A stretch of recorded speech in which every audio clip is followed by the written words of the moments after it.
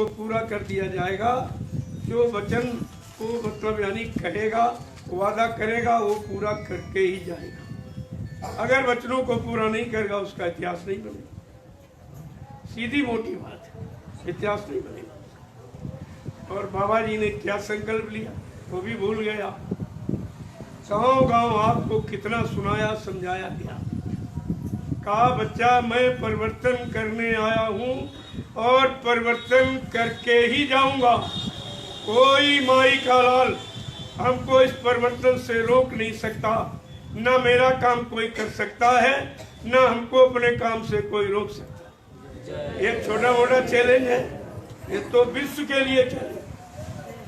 कोई भी शक्ति जो आई हो या अपने को कह रही हो या आगे आने की योजना बना रही हो, कहा ये तीनों शक्तियों में से मेरा ये काम कोई नहीं कर सकता। कितनी बड़ी बात, कितना बड़ा वादा। और अपने आप ने अपने समृद्ध मालिक को नहीं पहचाना।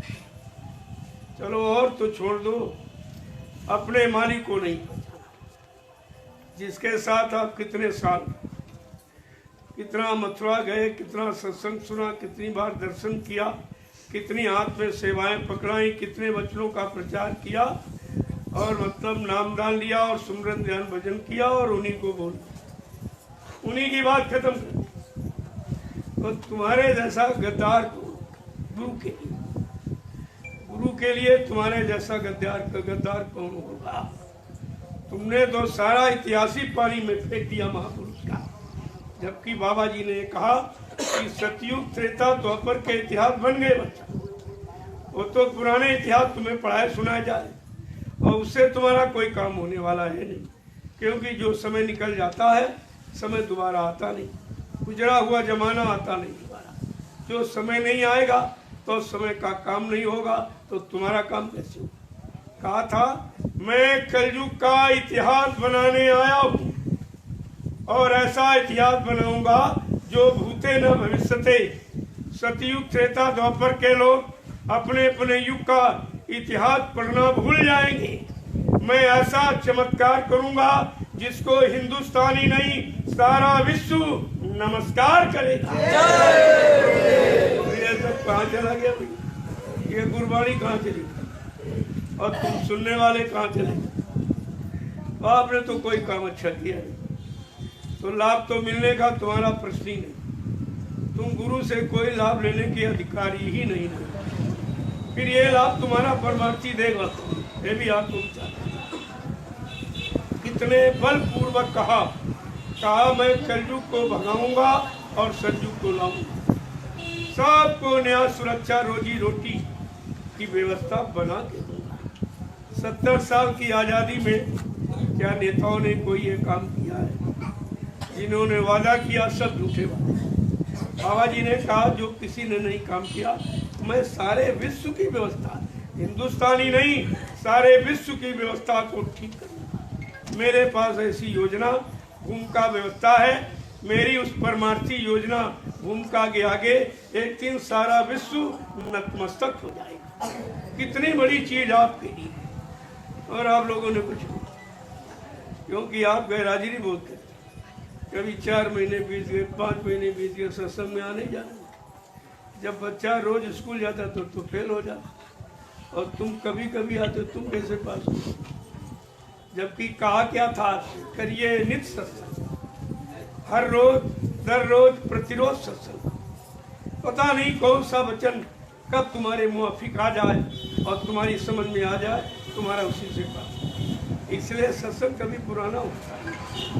लेकिन जो लोग रोज सुनते हैं वो अपने आप कहते हैं हम तो रोज सुनते, हम तो ये रोज जानते। अरे जब रोज सुनते हो तब तो तुमको याद नहीं। जब रोज सुनाया गया तब तो एक भी वचन याद नहीं। अब जब रोज न सुनाया जा फिर तुम कैसे याद करो? तो तुमने सुना और सुनाने काम शुरू किया, भाषणबाजी शुरू किया, कराया कुछ।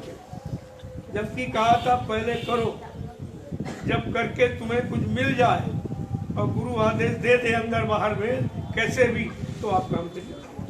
लेकिन अपनी इच्छा से यहाँ किसी ने किया कुछ। अगर बैठा लो तो 10 मिनट भजन पर नहीं बैठ सकते। 10 मिनट मन साथ नहीं देता। कहते हैं भजन करते हैं, हम सुमरन करते हैं, हम ये करते हैं, वो करते हैं। जब तक तुम ये कहते रहो हम करते हैं, तब तक तुमसे नहीं होगा, क्योंकि करना ये मन की क्रिया और मन से भजन होता नहीं।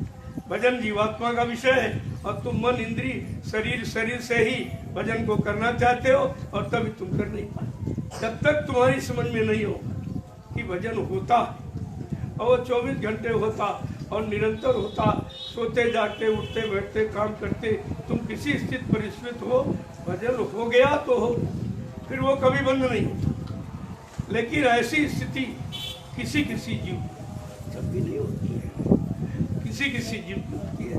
ऐसा नहीं कि सब खाली ही बैठे, करने वाले भी है, जिनका होता है उनके चेहरे अलग हैं, वो सब मतलब यानी, लेकिन जिसको मिल जाता वो चुप।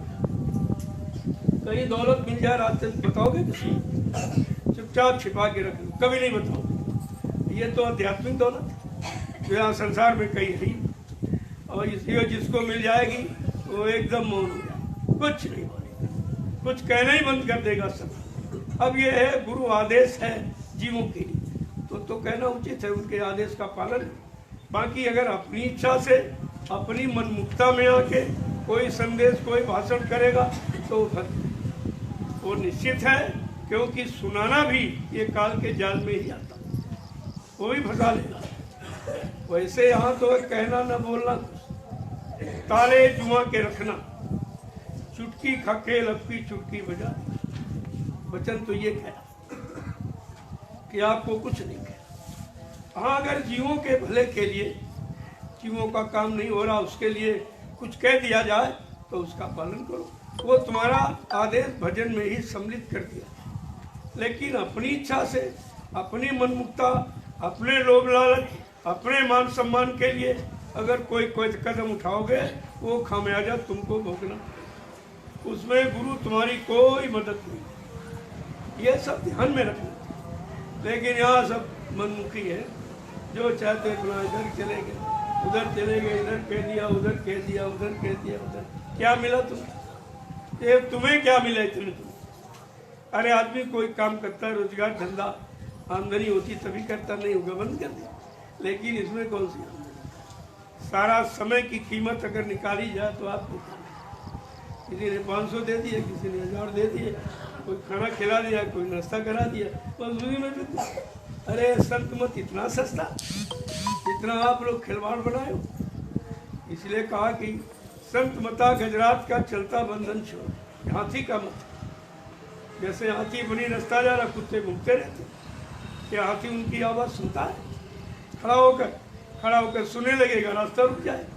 इसलिए संत मत के प्रेमियों को चाहिए, उनको चाहिए, संसारिक लोग, काल माया के जीव, स्वार्थी लोभी लालची, कुछ न कुछ कहते ही नहीं। लेकिन तुम्हारा निशाना सतलोक का होना कि हमको अपने घर जाना, सीधा रास्ता घर सतलोक का बांधो, तब तो इधर उधर मन नहीं जाएगा। अगर काल की बस्ती में किसी सामान की इच्छा हुई तो मन का स्वभाव भगने का पुराना है, वो भगता रहेगा। जब तक मन भगता रहेगा, टिकेगा नहीं, तब तक कुछ नहीं। ऐसे तुम पूरा जीवन बिता दोगे माला घुमाने। अरे माला घुमाने से, माला घुमाने का मतलब मन को उधर से इधर घुमाना है, इसलिए माला में लगाना है, तब तो माला घुमाने का अर्थ आपको मालूम हो जाए।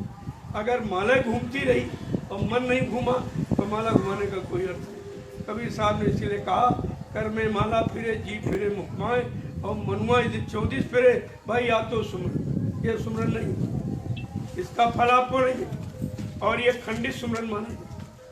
इसलिए कहा कि भजन तो कलयुग में बहुत कठिन, सेवा सरल। अगर सेवा समझ में आ जाए, लेकिन सेवा कर तो उसमें भी अहंकार आता है। सेवा करते करते आए, यहाँ हर कर्म क्रिया के पीछे अहंकार छिपा हुआ बैठा। जो काम करते करते पुराने हो जाओगे तो तुमको अपने पुराने होने का अहंकार, यानी शरीर इंद्रियों की सारी क्रियाओं में अहंकार छिपा बैठा। कोई क्रिया आप करने लगो, थोड़ा बहुत कोई एहसास होने लगे तो तुरंत अहंकार आ जाएगा। तो किसी को क्रोध करके नहीं मतलब श्राप, और किसी को आशीर्वाद, ये तुम्हारा सब इसमें कमाई चली, फिर खाली खाली रह जाओ।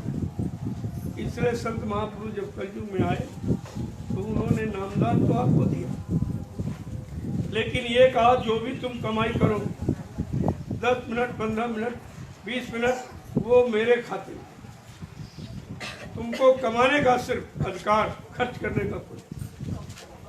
तभी आप कहते हो सुमरन नहीं बनता, ध्यान नहीं बनता, भजन नहीं। मान लीजिए अगर बन जाए तो तुम करोगे क्या? यहाँ का कोई काम तो उससे होने वाला है। फिर ये क्यों सोचते हो? अरे तुम्हें जो कहा गया, कहा निमिष मात्र तुम खड़े रहो, सुबह शाम लगे रहो, उसी लगे रहने में तुम्हारा काम हो जाए। हाजिरी देते रहो, हाजिरी में ही अगर तुम्हारी तनख्वाह स्वीकार हो जाए तो इससे सरल और क्या। लेकिन तुम हाजिरी में नहीं, कल कहते गर्मी बहुत है, सुबह करेंगे, शाम करेंगे, कल कर लेंगे, परसों कर लेंगे, जहाँ 2 दिन निकल गए फिर मन नहीं करने, जरा सा नांगा किया फौरन पीछे चला जाए। इसलिए आपको बड़ी सावधानी के साथ रहने की जरूरत है और आपको किसी के पीछे नहीं पड़ना। पड़ोसी क्या कह रहा, ये क्या कह रहा, वो क्या कह रहा, अपने शैतान मन के पीछे पड़ो, तुम्हारा नुकसान यही कर रहा है। यही सब में शंका पैदा, इनमें उनमें, अपने में उनमें इनमें, सारी खराबी। तो असली दुश्मन तुम्हारे अंदर बैठा, तुम कहते वो दुश्मन है, पड़ोसी है, ये नहीं वो नहीं, ये सब तुम्हारा भ्रम। अगर सही तरीके से विचार करो तो तुम्हारा दुश्मन आज का नहीं, युगों युगों का मन निकले। इसी ने तुम्हें पाप पुण्य कर्मों भोगों में और फंसाया है और सजा का कारण इसी ने बनाया और जन्म मरण से छुटकारा नहीं मिल रहा, ये इसी का कहना अपने मन। तभी संत महापुरुष आए, उन्होंने आपको मना किया कि तुम्हारे 3 युग निकल गए, सतयुग त्रेता द्वापर 5,500 कलयुग भी निकल गए। तुमने मन का कहना माना है और मन के कहने के अनुसार चलने पर तुम्हारी 4,84 लाख योनि अभी तक छूट। इसलिए कहा जरा मेरा कहना मान। तो आपको इशारा करके समझा दिया कि मन के कहे चलो मत कोई और सतगुरु कहे करो तुम। अब वो काम करो जो गुरु नहीं, सतगुरु सच्चा गुरु। गुरु केवल संसार अंसार के कामों के लिए आता, धर्म की स्थापना है, ये मान सम्मान दिलाना, इतिहास बनाना, राजपाट दिलाना है तो काम। लेकिन सतगुरु, सत माने ईश्वर, गुरु माने मिलाने वाला, जो ईश्वर ब्रह्म पार ब्रह्म महाकाल सतगुरु से मिलाए, दर्शन दीदार कराए, घर पहुंचाए, उसको। अब तुम कितने बड़े भाग्यशाली। इसीलिए कहा कलयुग का युग बहुत बड़ा भाग्य। वैसे कलयुग सबसे खराब, लेकिन जीवात्मा के लिए सबसे अच्छा, क्योंकि जीवात्मा को जगाने वाले संत कलयुग में ही आए, किसी युग में आए ही नहीं। उन्होंने इस गंदे कमजोर जीवों पर दया किया और आगे। लेकिन सतयुग त्रेता तो अपन में नहीं आए। मौज है, उनकी मौज हो गई, उनकी मौज जो ज्यादा अच्छा है। अगर काल के बनाए सामान के मौज में रहोगे तो ये देश कभी छूटने वाला नहीं है और तुम्हारा छुटकारा कोई दिला भी नहीं सकता है। इसलिए सतगुरु की मौज में, उनकी मौज क्या है? नाम की कमाई। दाम की कमाई उतना करो, शरीर पर कपड़े हैं, पेट में रोटी मिल जाए और मकान छोटा तो रहने की झोपड़ी बन जाए, ये बहुत है। इसके अलावा अब इसकी बनाने की क्या जरूरत है? तो आप लोग कहाँ बैठते हैं? संदेश कहाँ बैठाल के दिया जाता? हमको इसके बनाने के वहाँ तो झोपड़ी बनी पड़ी थी, कोई आवश्यकता नहीं थी। लेकिन आवश्यकता जीवों के लिए, कि जब जीवों का काम सौंपा गया है, जीवों का काम दिया गया है, उनके काम की प्रेरणा दी गई है, तो उनके लिए कोई ना कोई व्यवस्था बनानी पड़ेगी। ये भी मैंने अपनी इच्छा से नहीं किया। कानपुर के कुछ लोग बैठे होंगे, इन्होंने सुना होगा कि कितनी बार कहा गया कि बच्चा एक छोटी जगह बना लो। कानपुर में एक छोटी छोटी सी जगह खरीद लो। कितनी बार सेवा है, ये देखो गोमती प्रसाद जी बैठे, कितनी बार सेवा इकट्ठी। मैंने 4 बार सेवा अपनी खुद, मैं पूछता रहा भाई सेवा में क्या कमी पड़ रही है, क्यों गुरु आदेश पालन नहीं हो रहा, क्यों जमीन आप लोग नहीं खरीद जाए? हाँ होगा होगा होगा होगा, ये कहते कहते रामदेव जी चले और काम नहीं। धीरे धीरे धीरे धीरे समय बढ़ता गया और व्यवस्था थी, आदेश था, कानपुर में बन के तैयार, और कानपुर के लोगों का एक पैसा भी नहीं। ये भी बड़ी बात है। दुनिया के लोगों ने, मैं तो मन से कहता ना मेरी कोई चूना न महारा मेरे हाथ में कोई रुपया पैसा सामान देना, हमको इसकी बिल्कुल जरूरत नहीं। हमको अपने गुरु परिवार की जरूरत, गुरु परिवार इकट्ठा करने का हमको आदेश हुकुम हुआ है, मैं वही काम करता हूँ। और दूसरा काम ये प्रेमी मानते नहीं, कहते नहीं नहीं हमारा 1 रुपये 2 रुपये 10-20 रुपये ले लो, इसी समय के प्रचार में लगा दीजिए, मेरे पास समय नहीं, घर गृहस्थी परिवार छोड़ के आपके साथ चलूँ। हमने कहा अगर ऐसी तुम्हारी कोई श्रद्धा है तो ठीक है। वही 1 तो 10-20 कोई 10-20-50 हज़ार मैंने किसी से नहीं दिया। जब लोग देते उनको इनकार कर देता कि 1 रुपया गाड़ी कमाई दीजिए, धर्म की स्थापना हो जाएगी, तुम्हारे 1 करोड़ से नहीं। और उसी 1, 2, 10-20 रुपये के देखिए कमाल इतना बड़ा भव्य स्थान आपका तैयार हो गया, और कानपुर का नाम सारे विश्व में चला, क्योंकि 2 ही जगह भी है, मथुरा और खितौरा, ये तीसरी जगह आपकी तैयार। अब आपको ये समझना चाहिए सब ये कैसे हो गया, हमने कुछ किया नहीं। यहाँ के लोग विरोध करते, आज भी करते रहे। हमने कहा तो हमेशा इनका काम, विरोधियों का काम है यही, भाई कूड़ा कचरा उठाना इनका काम हो तो उठाते ही रहे, और इनकी जरूरत है। तभी गोस्वामी महाराज ने कहा निंदक नियरे राखियो आंगन कुटी छो, बिन साबुन बिन पानी बिन सब धमलो झरना। और कहा जब निंदा करने वाला कहीं मिल जाए उसको प्रणाम करिए, निंदक को करो प्रणाम। अरे भाई तुम सलामत रहो, हमेशा बने रहो और अपना ये व्यापार करते रहो, हमारा भजन सुरक्षित रहेगा और तुम्हारी गंदगी उठाते रहो। इससे सत्ता सरल मजदूर कहा मिलेगा। तो उनका भी शुक्र गुजार करना कि तुम्हारा विरोध एक तरफ है, काम एक तरफ है। इसको देखिए उनको धीरे धीरे इतनी लज्जित और शर्मिंदा हो जाए कि इधर का आना भी बंद कर, क्योंकि यहाँ भीड़ बढ़ती जाएगी। जैसे जैसे खलबली मच गई है, अब इतनी मच गई है, सबको तलाश होने लगी कि कोई बात तो जरूर शक्ति मौजूद है, गई नहीं। ये धीरे धीरे सबके अंदर होने लगा, लेकिन अब ये है कहाँ है और कब आएगी, क्या करेगी, तो तुमको भी तो कुछ उसके लिए तैयारी रखनी चाहिए। तुमने क्या किया जब आपसे पूछा जाएगा। मैं तो पर्दे के अंदर बैठ के देख रहा था कि मेरे लिए कौन रो रहा है, मेरे लिए कौन तड़प रहा है, मेरी किसको मतलब यानी चिंता है और किसको मेरी ज़रूरत है, कौन मुझे ढूंढ रहा है, ये सब तो आपसे पूछा ही जाएगा।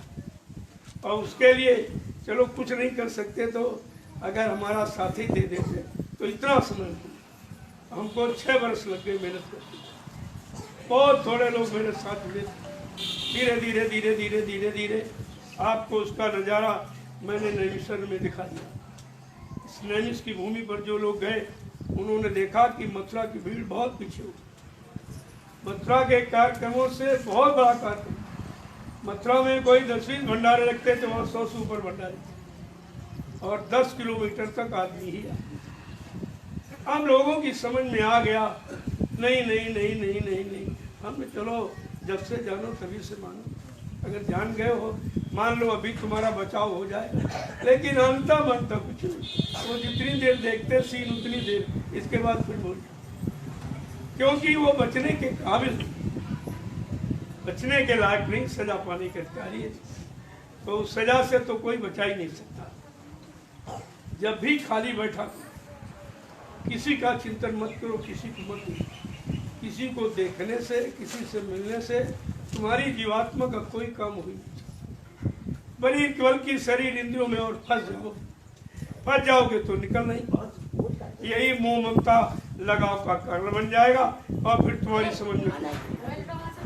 इसलिए महापुरुषों ने समझाने के लिए थोड़ी बहुत सीख उन्होंने रखी, क्योंकि उनका प्रमाण देना जरूरी। मैं तो ऐसे ही बताता 5-5, 6-6 घंटे। लोग कहते हैं अपनी तरफ से कह रहे हैं, अपनी मनमुक्ता में अपनी तरफ से बना के कह रहे हैं। तो हमने भाई चलो महापुरुषों की वाणियों से समझो, तो उनकी वाणी जीवों को जगाने के लिए ही बोलती। वो अपनी कोई बात, अपना कोई शब्द रखते ही नहीं। जब तुम संत महापुरुषों के वचनों को सुनो तब तुम्हारी समझ में खुद ही सवाल जाएगा पहली बात तो उन्होंने जब मृत्यु मंडल पर आए, अब जीवात्मा जगे कैसे? क्योंकि 3 युगों से जो भूली भटकी पड़ी है, जिसको होशो हवास नहीं है, मैं किधर से आई और किधर से कैसे जाई, क्या कुछ नहीं। तब जब आए तो उन्होंने परिचय दिया। सर्वप्रथम कबीर साहब आए तो कबीर साहब ने परिचय क्या दिया? हम सब जीवात्माओं को जगाने के लिए कह यहाँ का भी पूरा प्रमाण दिया। तू जहाँ फंसी है वहाँ का माहौल वातावरण कैसा है और जिस देश की तो रहने वाली है, तेरा देश कैसा है। जब दोनों परिचय मिलेंगे तब ये जीवात्माओं को होश आएगा कि हमारा देश इतना अच्छा सुंदर है तो हमको अपने देश की तरफ चलना चाहिए। तो समझा के क्या करें, बड़े ध्यान से सुनिए कि संतो सो निज देश हमारा,